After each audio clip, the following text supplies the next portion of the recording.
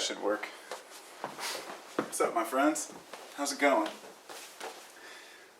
It's a rare occasion where nobody's home right now. My wife went to drop off a baby, small child. We were watching for a friend, and took our other son with her, and our other son's at school, and my mom's gone at work, and my oldest son is gone at work.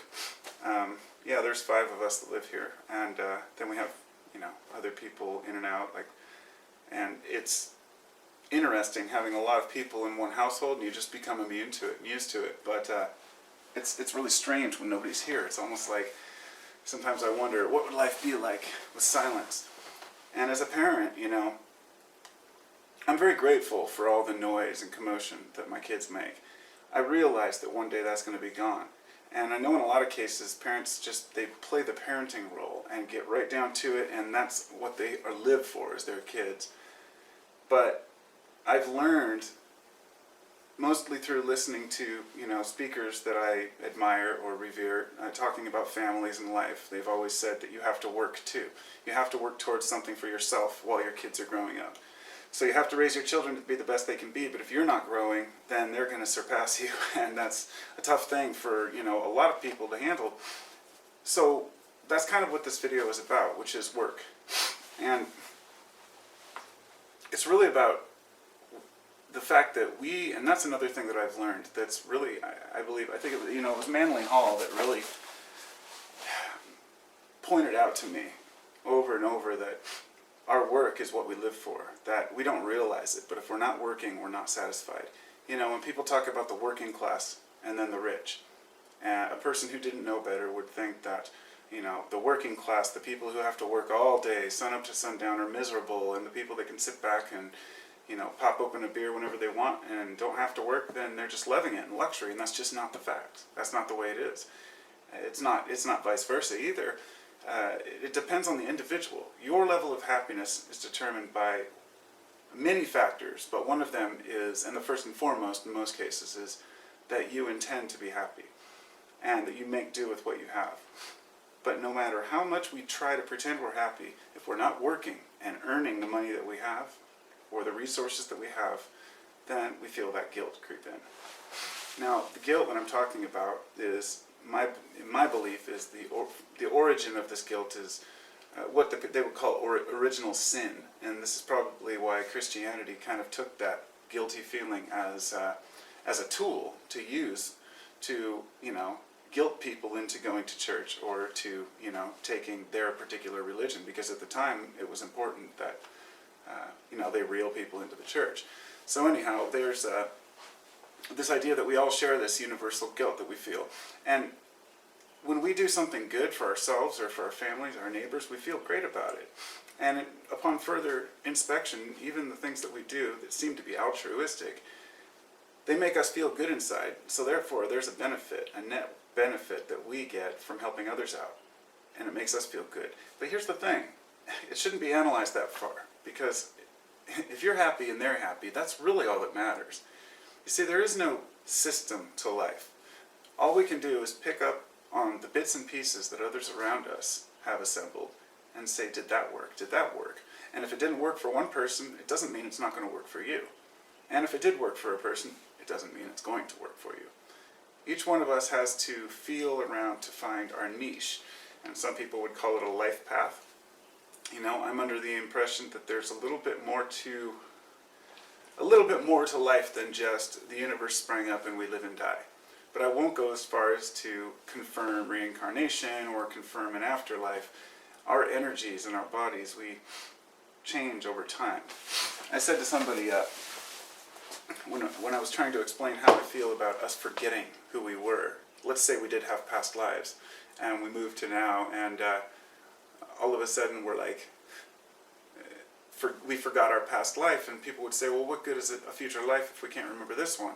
Well, it's a matter of you forget your childhood. You always forget the years past. Everything is in motion and moving.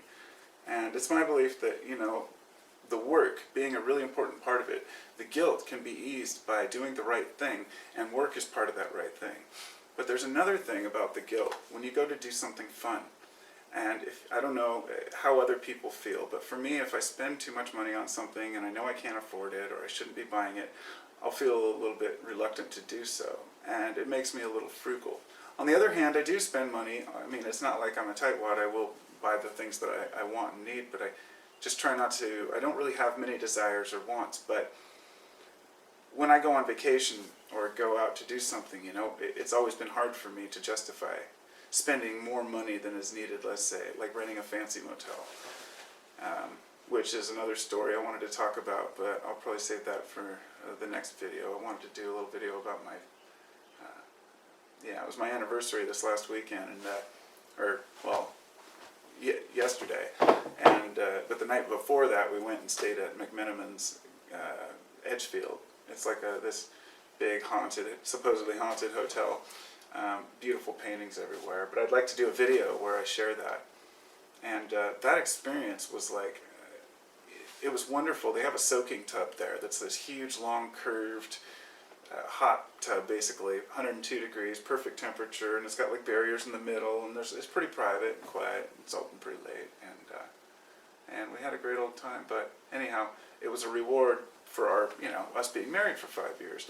So when it's something like that, you generally don't feel bad spending money if it's an event or something that's important to you. But if it's something, let's say, that you don't need, like maybe going on vacation and then taking a,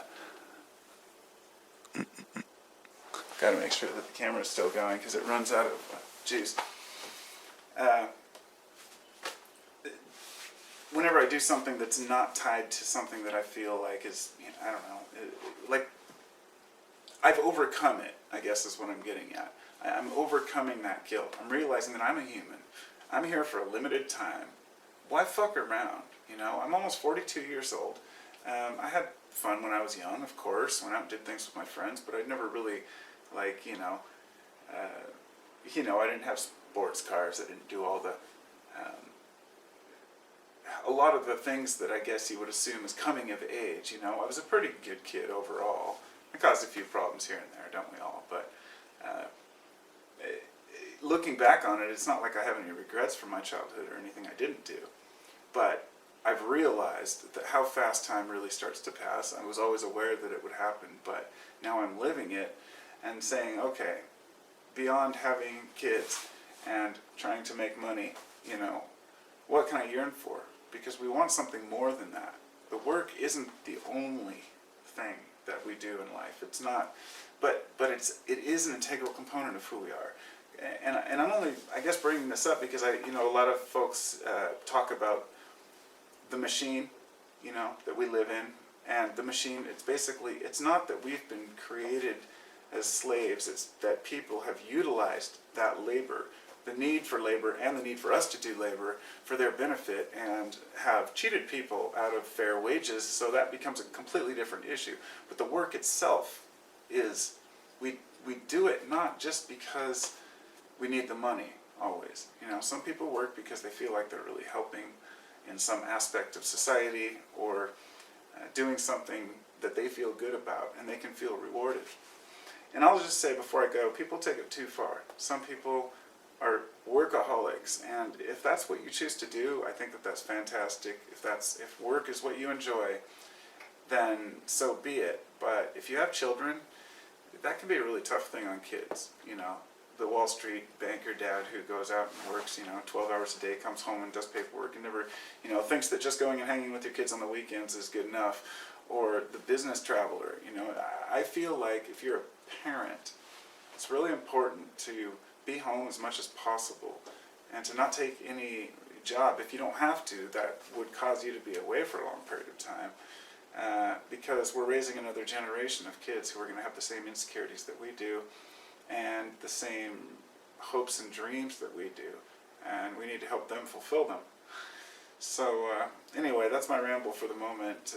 Just wanted to think about work and guilt, and just say, if you have guilt about things in life, then just wanted to let people know that it's universal, but it's something that I think that we all have to one degree or another. Not everyone.